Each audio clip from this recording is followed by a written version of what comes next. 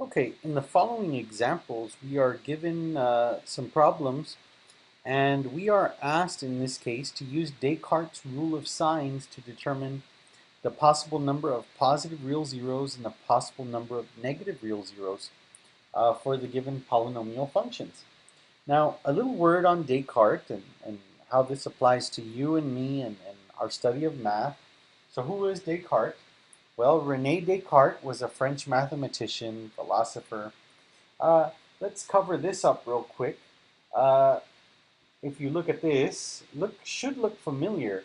If you've taken anything, from pre-algebra, algebra, geometry, calculus, anything like that, uh, you've used one of his greatest, mathematical, I would say, inventions. He is the father of the Cartesian coordinate plane.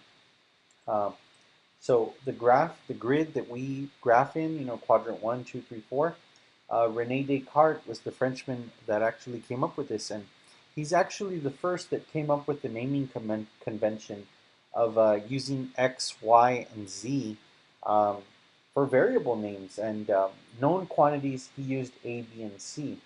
Um, so this was really quite interesting at the time, and he came up with this and really laid the foundation for uh, what Newton and Leibniz created, which was calculus.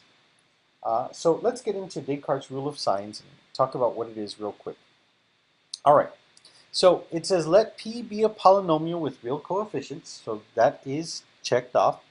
The number of positive zeros that the function P would have is equal to the number of changes in sign that the function has, or it could be less than that by an even whole number. So let's say, or let's count how many sign changes. Okay, so we have positive to negative, that's one sign change. We have negative to positive, that's two sign changes. And positive to positive, no sign changes. So how many sign changes did we count? One, two. So the number of positive zeros, potentially, is 2. And it could be less than that by an even whole number. So 0. So this is the number of positive zeros. So let me give you another example. Say that we counted the sign changes to be, I don't know, 5. So we would have, if we counted 5 sign changes, we'd have 5 possible positive zeros. Um, we could have 3 positive zeros, or we could have 1 positive zeros. So you just keep subtracting 2 until you can no longer subtract 2. That's in essence what's going on.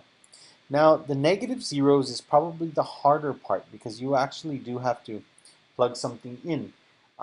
So what we're going to do to find the number of negative zeros is we're going to plug in negative x. So we're going to evaluate the function with negative x in place of x. And after we do that, we then count the number of sign changes. And it follows the same convention that it's either equal to the number of sign changes or less than that by an even whole number. So negative x to the third, because this is an odd power, this will stay negative. So this becomes negative 2x cubed. This right here is an even exponent, so this becomes positive. So a positive times the negative 8 is still going to be negative 8x squared. This right here becomes negative 6x, and this right here stays as positive 5. So let's count the sign changes. Negative, negative, negative, positive. Right here, one sign change. So the number of negative zeros, potentially, is 1. And I guess we could probably say that there probably is at least one zero that is negative. The others may be positive. Um, there's the other possibility that the others are complex solutions, imaginary solutions, but we'll get into that later. Okay, so here we have it, the number of positive zeros, the number of negative zeros, uh, and this answers this question. So we just count the number of sign changes. So let's take a look at this next example here. Let's count first how many positive zeros there may be.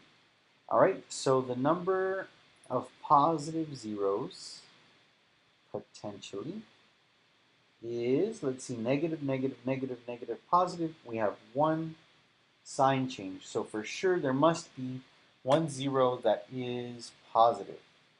All right, now this is a fourth degree polynomial. So at most it could have 4 zeros. And I failed to mention that over here, that this was a third degree, and at most it could have 3 zeros. So that makes sense. 2 and 1 makes 3. So at most could have 3, and this one at most could have 4.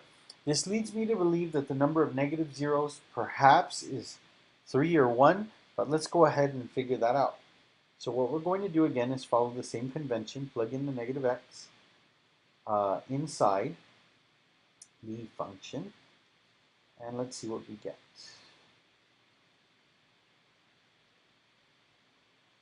All right, let's see what we get. Here we get a positive because it's an even number, so this is a positive times a negative. That stays as negative 6x to the fourth. Negative negative means positive 8x here. This right here is an even number, so that's positive, but a positive times a negative is negative.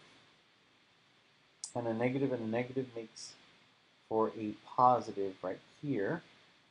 All right. So let's see, count the sign changes. Negative to positive, that's one sign change. Positive to negative, that's another sign change. And negative to positive is another sign change. And positive to positive, no change at all. So my suspicion was correct. The number of negative zeros is 3.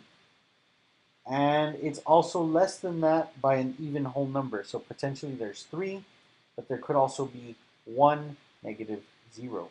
So this is just a little word on Descartes' rule of signs, and it's actually really easy to apply.